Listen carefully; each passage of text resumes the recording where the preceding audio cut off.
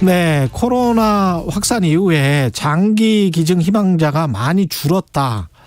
아무래도 이제 병원 가기가 좀 저되니까 그런 이유도 있겠죠. 통계가 나왔는데요. 반면에 장기 이식을 받기 위해서 기다리는 환자들은 오히려 더 늘었다고 합니다. 실제로 장기 이식을 받고 두 번째 삶을 살고 계시는 분입니다. 장기 이식 활성화의 중요성과 생명 나눔을 실천하고 있는 오수진 KBS 기상캐스터 나와 계십니다. 안녕하세요. 네, 안녕하세요. 저는 이거 처음 들었어요. 그러니까 생명 나눔 홍보 대사. 네. 이게 생명 나눔 무슨 실천 재단 같은 게 있습니까? 사실 저는 한국장기조직기증원이라고 예. 그 코다에서 홍보대사를 맡고 있는데요. 일단 한국장기조직기증원에 대한 소개가 필요할 것 같아서 예. 네, 코다는 보건복지부가 지정을 한 국내 유일한 장기나 조직 구득 기관입니다. 그래서 뇌사 추정자나 조직 기증 시 병원으로부터 통보를 받고 코디네이터를 이제 기증원에서 파견을 해서 기증 업무를 수행하는 기관인데요. 예. 저는 그곳에서 이제 생명 나눔 문화 확산을 위한 홍보를 주로 하고 있고요. 이렇게 장기 기증과 관련된 인터뷰나 뭐 콘텐츠 제작에 도움을 드리고 있고 또 많은 분들이 이제 생명 나눔에 관심을 가질 수 있도록 계속해서 뭐 SNS나 대중매체를 통해 장기 기증에 관한 이야기를 나누고 있습니다. 오수진 캐스터가 직접 당사자였어요? 장기 기증을 받은? 네, 그렇습니다. 제가 2018년 5월에 심장을 이식받았습니다. 이 두근두근하는 심장. 심장을? 네, 처음 보시죠? 사실 저도 스스로. 이게 굉장히 어려운 수술 아닙니까? 그렇죠. 어쨌든 이식을 다른 외부에서 들어온 장기를 제가 받아들여야 되는 거니까 수술 자체가 굉장히 큰. 심장이 굉장히 약하고. 사실 저는 약간 강철 체력이라고 생각을 하고 있었거든요. 예. 체력이 좋은 편이라고 생각을 했고, 비교적 현대 사회에서 좀 비교적 건강한 생활 습관을 가지고 있었다고 생각을 했었는데 어느 날 확장성 심근병증이라는 병명을 진단을 받았습니다. 그래서 진단을 받았을 때는 약 1년 정도는 그냥 약물 치료로 아주 조금씩 심장 기능을 올리는 정도를 이제 유지를 하고 있었는데 괜찮은 듯이 살다가 어느 날 이제 열이 떨어지지가 않아가지고 다시 응급실에 갔더니 그때부터는 상황이 급속도로 안 좋아지면서 심장 기능이 18% 정도로 떨어졌고요. 예. 또 이제 워낙 이제 심장이 기능을 하지 못하다 보니까 다른 장기들도 일을 하지 않게 돼서 폐에 물이 차고 뭐 신장이 좋지 않아서 투석까지 달게 됐습니다. 그리고 얼마 지나지 않아서 저는 의식을 잃었고 나중에 들어보니까 결국에는 뭐 심장의 역할을 대신하는 다른 분들은 그렇게 표현하시더라고요. 환자를 이승에 묶어두는 마지막 도구라고 에크모라는 걸 결국에는 하게 되면서 이제 위중해 졌다고 하더라고요. 근데 정말 죽을 뻔했군요. 그렇습니다. 그런데 제가 이제 의식을 찾고 깨어나고 보니까 이미 심장이 이식되어 있는 상황이었고 제가 의식이 없었을 때는 저한테 심장 이식이라는 방법밖에 남지 않았다는 것 자체도 모르는 상태에서 의식을 잃었는데 네, 깨어나 보니까 심장이 이식되어 있는 상황이었고 저는 그렇게 이제 다른 분의 심장을 받고 제2의 삶, 두 번째 삶을 살고 있습니다. 누군가로부터 받은 거는 아세요? 아니, 그 누군가를 말씀하시는 거죠? 예. 아니요. 그거는 우리나라 제도상 그게. 알 수가 없어요? 네, 알 수가 없습니다.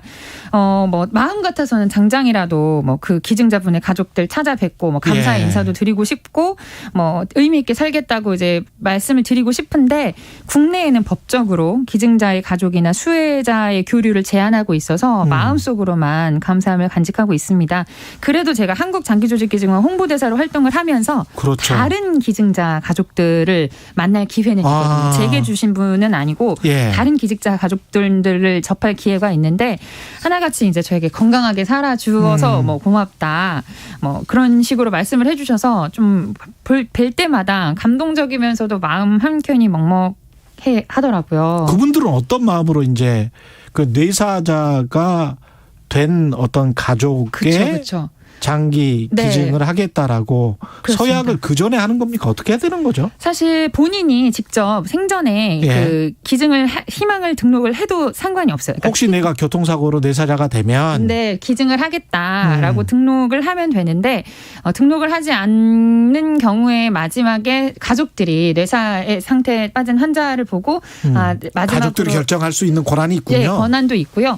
또 만약에 내가 등록을 했더라도 마지막 순간에 가족이 반대를 폐기를 하게 되면 기증을 이뤄줄 수가 없습니다. 최소한 본인과 보호자의 동의가 있어야만 기증으로 뇌사자의 장기 기증으로 이루어질 수가 있고요. 예. 마지막 순간에 가족이 반대를 하거나 뭐 그런 경우에는 기증이 이루어질 수가 없습니다. 그래서 기증자 본인뿐만 아니라 가족의 동의도 꼭 필요한 거죠. 그러네요. 근데 이 장기 이식을 기다리는 환자들이 이렇게 많고 그러면 그 사람들 입장에서는 정말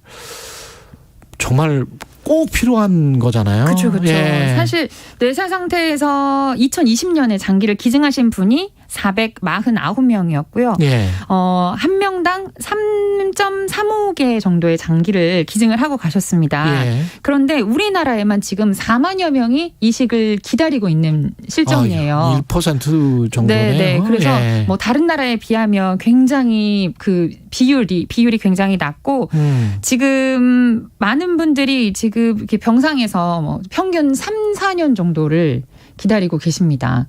4만여 명이 장기 이식을 기다리고 있고 평균적으로 3년 정도를 기다려야 된다고. 근데 장기 기증을 받을 정도로 위중한 상황이면 그분들은 계속 오래 못 사실 가능성도 있는 거 아니에요? 그렇죠.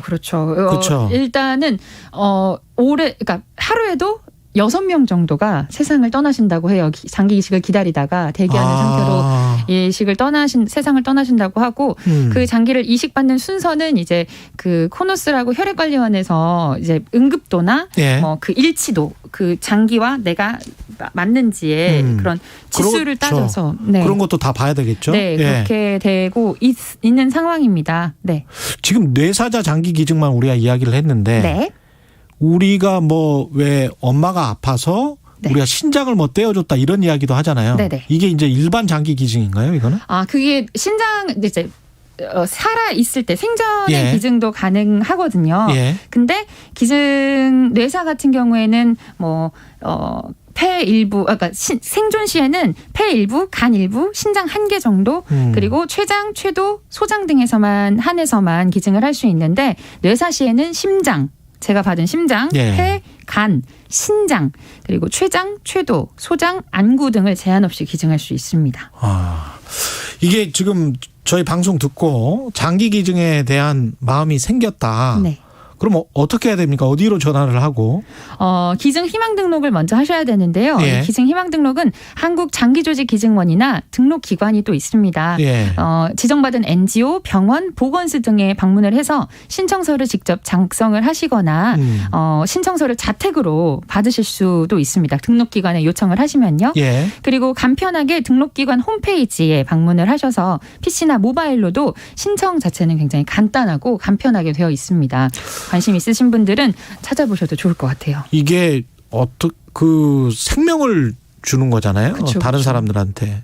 엄청나게 큰 거를 남기는 거라고 생각할 수도 있습니다. 우리가. 그렇죠. 예, 그런 측면에서는 이게 어떤 물질적인 거랄지 이런 거를 남기는 것보다 굉장히 인류에게 큰 우리 그 이웃들에게 큰 역할을 하는 거네요. 그렇습니다. 사실 저도 이식을 받았다는 사실을 알았을 때 내가 살았다 막 이런 기쁨보다는 어찌됐든 제가 살아남과 동시에 누군가는 세상을 떠났다는 문제이기 때문에 좀 죄책감과 부담감이 되게 크더라고요.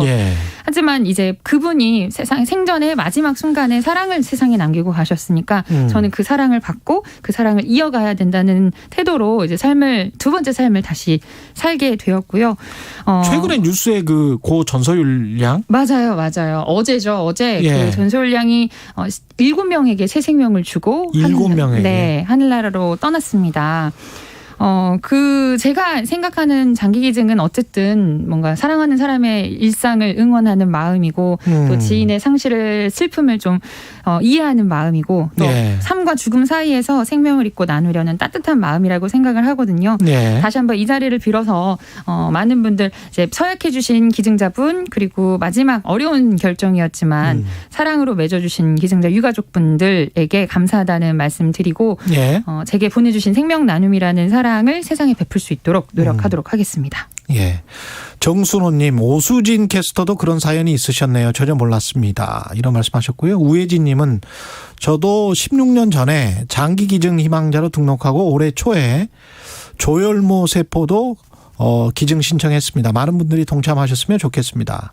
7598님, 오수진 캐스터 살아주어서 고맙습니다. 이런 말씀하시네요. 이런 말씀을 해주실 때마다 네. 막 진짜 마음이 뭉클하죠. 네, 네. 감동적이고 더 네. 열심히 살아내야겠다라는 생각을 하게 됩니다. 어제 장기 기증하고 떠난 소유리 이야기 봤습니다. 소유리와 기증자 환자들을 위해 기도하겠습니다. 이런 말씀하셨고요. 마지막으로 한 번 더 전화번호 좀 알려주세요. 예. 전화번호는 예. 제가 지금 전화번호는 준비가 되어 있지 않지만 예. 한국장기조직기증원이라고 검색하시면 예. 거기 홈페이지도 나와 있고요. 예. 거기 전화번호도 있어서 뭐 전화, 우편, 팩스로도 장기기증 희망 등록을 하실 수 있습니다. 한국 조직기증원. 장기조직기증원. 네. 알겠습니다. 지금까지 오수진 KBS 기상캐스터였습니다. 고맙습니다. 고맙습니다. 예, 11월 3일 수요일 KBS 1라디오 최경령의 최강시사였습니다. 오늘은 여기까지고요. 저는 KBS 최경령 기자였습니다. 내일 아침 7시 20분 다시 돌아오겠습니다. 고맙습니다.